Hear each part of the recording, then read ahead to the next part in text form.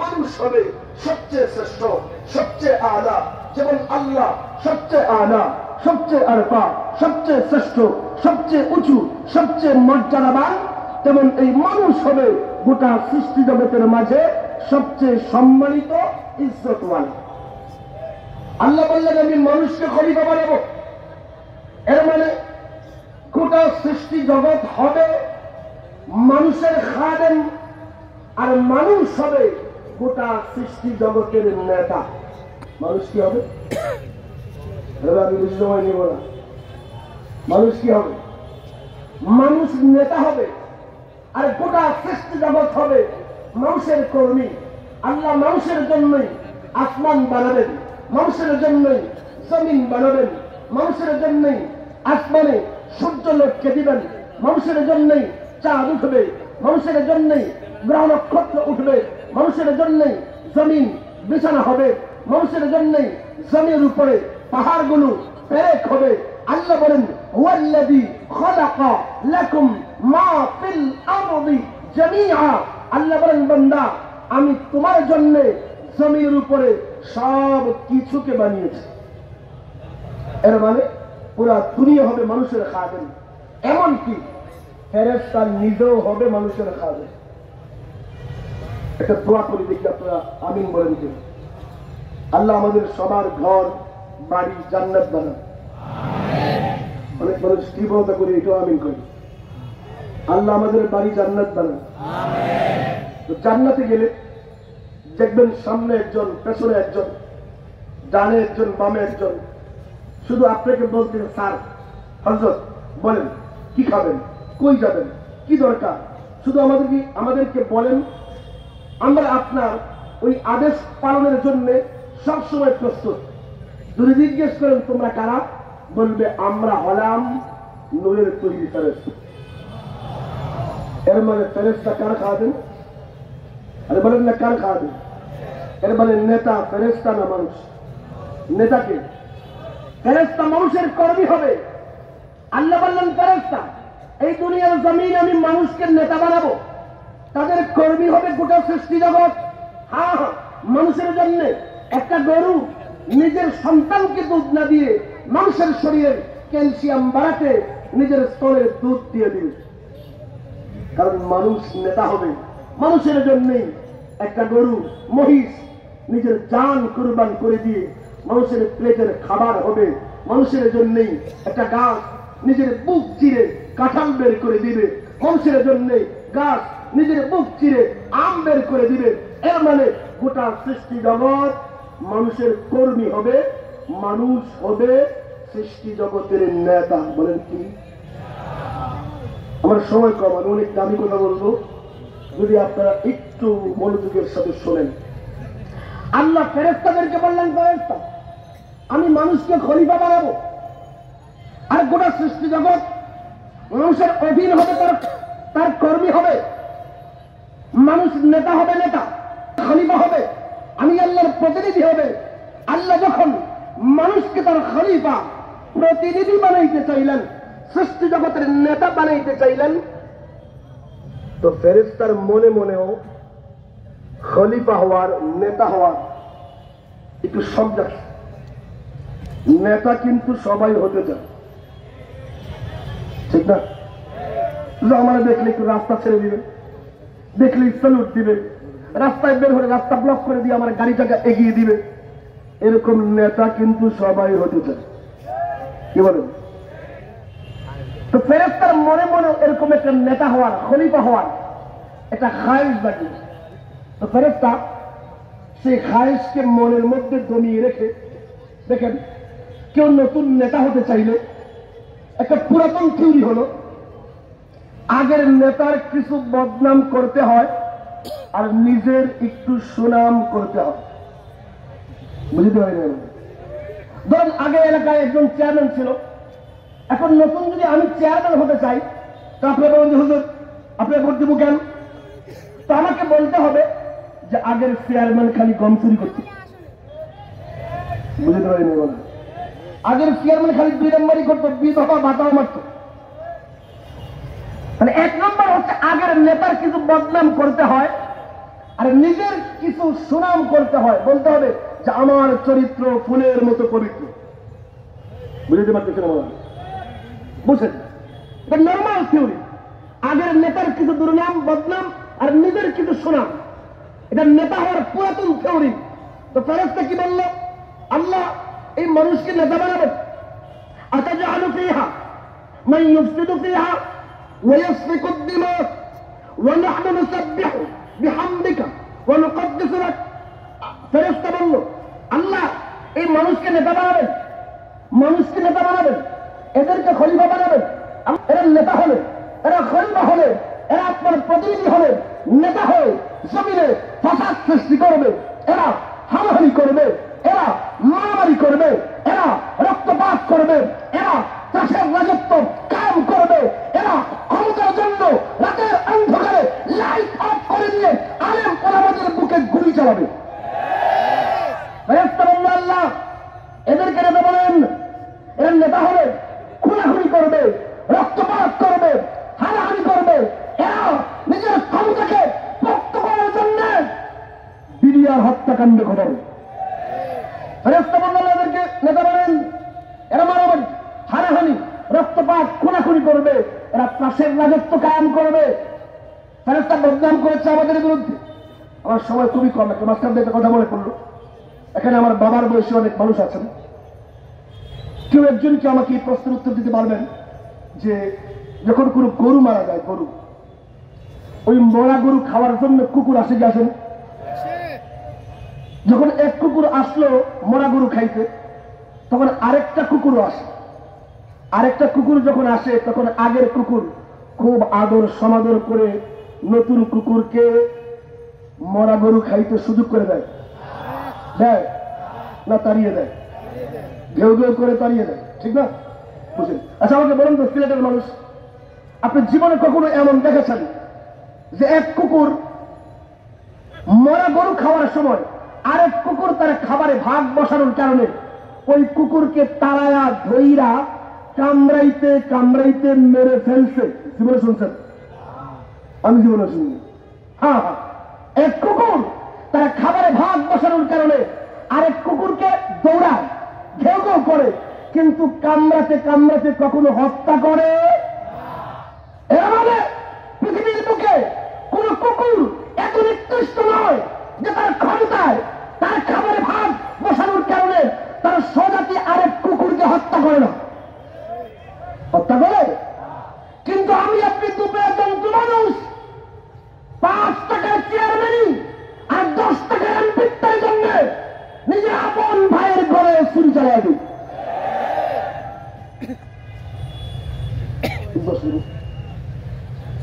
ঠিক আছে, 5 টাকা চলবে,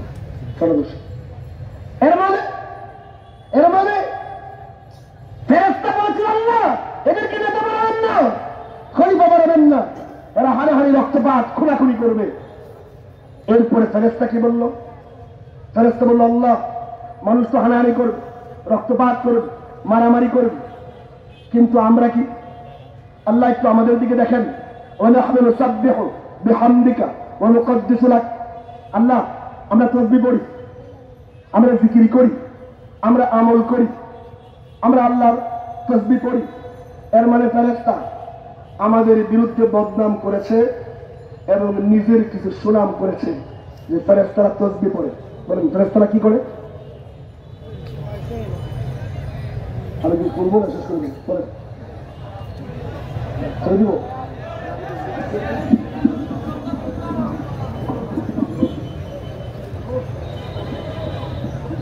এগুলোর কোনো মানে আছে?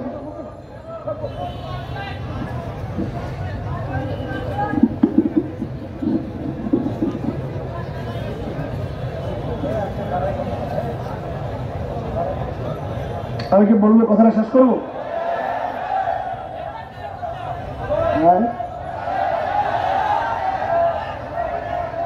আর এই 5 মিনিট সময় দিবেন আমারে? আচ্ছা, তো বলতেছিলাম ফেরেশতা বদনাম করলো, মানুষ মারামারি করবে, হানাহানি করবে, রক্তপাত করবে, সমাজে বিশৃঙ্খলা সৃষ্টি করবে। আর ফেরেশতা বলল, আল্লাহ আমরা তাসবিহ পড়ি, আমরা জিকির করি, আমরা এমন এক সৃষ্টি লা ইয়াসুনাল্লাহ মা আমারাহুম ওয়াফআলুনা মা ইউমারুন। আল্লাহ, আমরা এমন এক সৃষ্টি, তোমার একটা আদেশের অমান্য করি না, প্রত্যেকটা আদেশ মানি। বুঝেন বুঝেন, এর মানে ফেরেশতা আমাদের বদনাম করেছে, আমরা মারামারি হানাহানি রক্তপাত করব, আর ফেরেশতা নিজের তসবিহ পড়ে জিকির করে। বলেন তো ফেরেশতা কি মিথ্যা কথা বলছে? ভাই বলেন, ফেরেশতা মিথ্যা বলেছে না সত্য বলেছে? ফেরেশতা যা বলেছে আমাদেরকে সৃষ্টি না করার জন্য ভেবে দিয়ে, ফেরেশতার প্রত্যেকটা কথা সত্য ছিল। কিন্তু বলেন তো সিলেটের মানুষ, আমরা মালিক আল্লাহ, ফেরেশতার পক্ষ নিয়েছেন না আমাদের? কার পক্ষ নিয়েছেন? ফেরেশতার পক্ষ না নিয়ে আল্লাহ বললেন ক্বালা ইন্নী আ'লাম মা লা তা'লামুন। আল্লাহ ফেরেশতাদেরকে ধমক দিলেন। আমি আমার ভাষায় বলি, আল্লাহ যেন বলেন ফেরেশতা তুমি কি বলো? তুমি তাসবিহ পড়ো, তুমি জিকির করো, তুমি আমল করো, তুমি নামাজ পড়ো, ও ফেরেশতা। আর আমার বান্দা শুধু মারামারি করে, এরা রক্তপাত করে, এরা হানাহানি করে, এরা খুনাখুনি করবে। ও ফেরেশতা, তুমি যে ইবাদত করো, তুমি যে জিকির করো, তুমি যে তাসবিহ পড়ো, এতে তোমার কামালিয়ত কি হলো? খুশুসিয়ত কি হলো? কারণ ফেরেশতা তুমি এমন এক সৃষ্টি, তোমার জন্ম হয় নাই, জন্মের কোনো কষ্ট হয় নাই। ফেরেশতা তুমি আচমকা বড় হয়ে গেছো, তোমার শৈশবের কষ্ট নেই।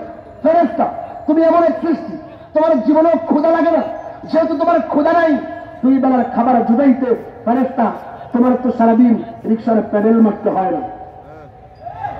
ফেরেশতা তুমি এমন এক সৃষ্টি, তোমার যেহেতু ক্ষুধা নাই, 2 বেলার খাবার জুটাইতে তোমার তো সারাদিন ইট ভাটায় ইট নিয়ে কাজ করতে হয় না। ফেরেশতা তোমার তো ঘুম নেই, যেহেতু ঘুম নেই তোমার বাড়ি লাগে না, বাড়ি নির্মাণ করতে হয় না। ফেরেশতা তোমার একটা বাড়ি নির্মাণের জন্য নিজের মাতৃভূমি ছেড়ে ওই সুদের প্রবাসে বসে কষ্ট করে করে পয়সা জমায়া। ফেরেশতা তোমার তো বাড়ি ঘরে নির্মাণ করতে হয় না। ফেরেশতা তোমার আম্মা নেই, খেদমত করতে হয় না। ফেরেশতা তোমার আব্বাও নেই, খেদমত করা লাগে না। ফেরেশতা তোমার সন্তান নেই, সন্তানের হক আদায় করতে হয় না। ফেরেশতা তোমার ক্লান্তি নাই, দুর্বলতাও নাই, ঘুমও নাই, কোন দায়িত্বও নাই। এর মানে ফেরেশতা তুমি তো বেকার। তুমি কি? যেহেতু তুমি বেকার, আবার শ্রম মজবুত, তো সারাদিন তাসবিহ পড়ো, সারাদিন জিকির করো, সারাদিন আমল করো। কিন্তু এর উল্টা তাকাও আমার ইনসানের দিকে, আমার মানব সৃষ্টির দিকে। আমার বান্দার জন্ম হবে, যখন জন্ম হবে তার হাত থাকবে, ধরতে পারবে না, পা থাকবে, হাঁটতে পারবে না, সালাম থাকবে, কথা বলতে পারবে না, কান থাকবে, ভালো মন্দ বুঝবে না। আমার বান্দা পুরো দুর্বল হয়ে জন্ম নেবে। এরপরে আস্তে আস্তে আমার বান্দা সবল হবে, বড় হতে থাকবে। যত বড় হবে দায়িত্বের বোঝা তার উপরে চাপতে শুরু করবে। আমার বান্দার ক্ষুধা লাগবে, 2 বেলার খাবার জুটাইতে। আমার বান্দার সারাদিন রিক্সারে প্যাডেল মারতে হবে, 2 বেলার খাবার জুটাইতে। আমার বান্দার সারাদিন ইট ভাটায় কাজ করতে হবে। আমার বান্দার আম্মা থাকবে, খেদমত করতে হবে, বাবা থাকবে, খেদমত করতে হবে, সন্তান থাকবে, সন্তানের স্কুল ফিস জুগাইতে আমার বান্দা সারাদিন রোদ বৃষ্টি মাথায় নিয়ে ক্ষেত খামারে কাজ করতে হবে। আরে আমার বান্দার ঘুম আসবে, ক্লান্ত হয়ে যাবে, তার বাড়ি লাগবে, বাড়ি নির্মাণ করতে কষ্ট করে করে পয়সা জমা তার ঘর বানাতে হবে। শুধু তাই নয়, আমার বান্দা মাঝে মাঝে অসুস্থ হয়ে যাবে, ঠান্ডা লাগবে, পেট খারাপ হবে, করোনায় আক্রান্ত হবে, নানা ধরনের বিপদ আপদ আমার বান্দার উপরে চেপে বসবে। এরপরেও ক্বালা ইন্নী আ'লামু, আমি আল্লাহ জানি, মা লা তা'লামুন। ফেরেশতা তুমি জানো না। এত দায়িত্ব, এত মেহনত, এত দায়িত্বের পরে আমার অসংখ্য বান্দা মসজিদের মিনার থেকে হাইয়া আলাস সালাহ, হাইয়া আলাল ফালাহ এর ধ্বনি ভেসে আসলে রিক্সা থামিয়ে ক্ষেতের আইল থেকে উঠে দোকান বন্ধ করে মসজিদে গিয়া এই কপাল আমি আল্লাহর কুদরতি পায়ে নামিয়ে দেবে। এর মনে করে আমার সব বান্দা মারামারি করবেন, হানাহানি করবেন, রক্তপাত করবেন। ফেরেশতা তুমি বলতে চাও আমার বান্দা শুধু মারামারি করবে, হানাহানি করবে, রক্তপাত করবে? এর মানে ফেরেশতা তোমার নজর হলো নমরুদের দিকে, আমি আল্লাহর নজর তো নবী ইব্রাহিমের দিকে।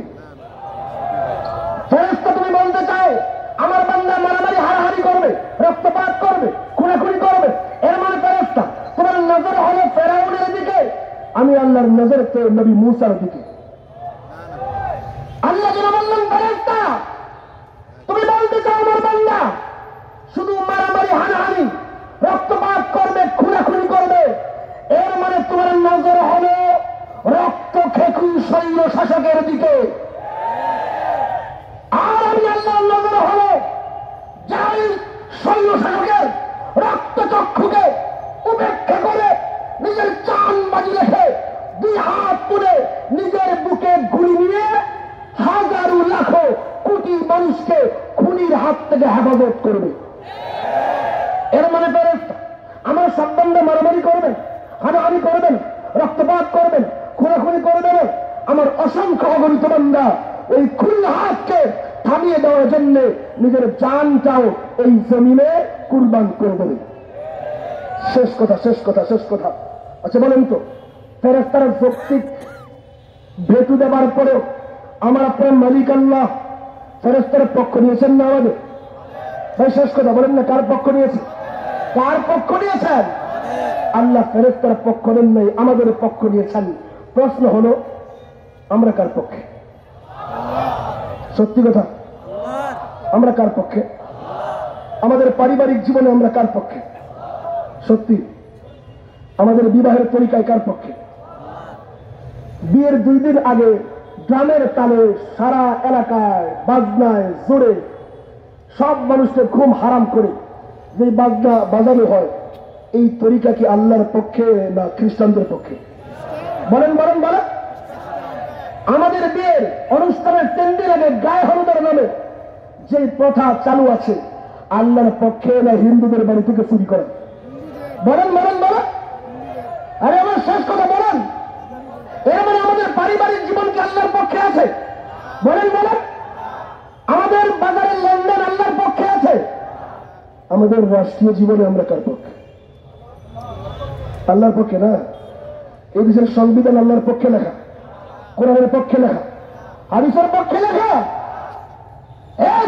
মানুষ যে আমার আপনার মালিক আল্লাহ ফেরেশতার যৌক্তিক দাবিকে অগ্রাহ্য করে নিয়ে আল্লাহ আমাদের পক্ষ নিয়েছেন। আজকে আমরা পারিবারিক জীবন থেকে নিয়ে রাষ্ট্রীয় জীবন পর্যন্ত সর্বত্র আমরা আল্লাহর বিপক্ষে চলে গিয়ে এমনি খ্রিস্টানদের পক্ষপাতিত্ব করতেছি। এখন সময় হয়েছে, সময় হয়েছে গণতন্ত্র, স্বৈরতন্ত্র এবং শাসনতন্ত্র, গণতন্ত্র সমাজতন্ত্রের পায়ে লাথি মেরে এবার সময় আসছে আল্লাহর পক্ষে নিয়ে, আল্লাহর পক্ষ নিয়ে ইসলামী শাসনতন্ত্র কায়েম। প্রস্তুত আছেন তো ইনশাআল্লাহ? প্রস্তুত আছেন তো ইনশাআল্লাহ? যদি আমরা ডাকতের এক যুগে আমরা চাই না মানব প্রকৃত সংবিধান। এই মানব প্রকৃত সংবিধান আমাদেরকে কি দিয়েছে? আমাদেরকে দিয়েছে আয়নাগর আর কানার বেগম পাড়া, আর কিছু দিতে পারে নাই। এক ডাকাত চলে গিয়েছে, আরেক ডাকাত হা করে আছে এই দেশকে গিলে খাওয়ার জন্য। আমরা কোন টেন্ডার বাজারে হাতে, এক টেন্ডার বাজারে বদলে আরেক টেন্ডার বাজারে হাতে আর ক্ষমতা দেখতে চাই না। এক ডাকাতের বদলে আরেক ডাকাতকে আমরা ক্ষমতায় দেখতে চাই না। সবাইকে দেখা শেষ হয়ে গেছে, স্বাধীনতা 53 বছর পেরিয়ে গেছে। এদেশের মানুষ কিছুই পায় নাই। ক্ষমতাসীন মানুষরাই নিজের বাড়ি ঘর আর তার পিয়ন 400 কোটি টাকার মালিক হয়ে গেছে। এই জন্য সময় এসেছে পরিবর্তনের। রাজি আছেন তো ইনশাআল্লাহ? এবার আমরা কোরআনের সংবিধান চাই, নতুন সংবিধান চাই, আল্লাহর পক্ষে দাঁড়াতে চাই। রাজি আছেন তো ইনশাআল্লাহ? আল্লাহ তাআলা তৌফিক দান করেন।